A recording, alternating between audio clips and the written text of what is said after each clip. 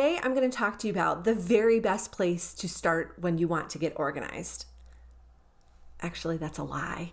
I'm actually going to tell you the very best time to get organized, because the truth of the matter is that it actually doesn't matter where you start.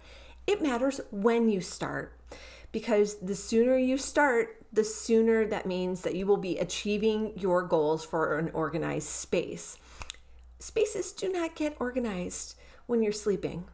Spaces do not get organized when you're dreaming about it or scrolling on Pinterest to find all the organizing tips. You might have beautifully organized Pinterest boards, but that doesn't really translate into an organized home. You have to start taking action. So one of the best ways to take action that I'm going to recommend that you start actually right now is to join me in Organize Me Now. It's an action-heavy program that gets right to the heart of the matter. We're going to skip past all the fluff and crap that absolutely will not work. And we're going to get to the strategies, the tactics, and the solutions that will help you get an organized home faster than you ever thought was possible.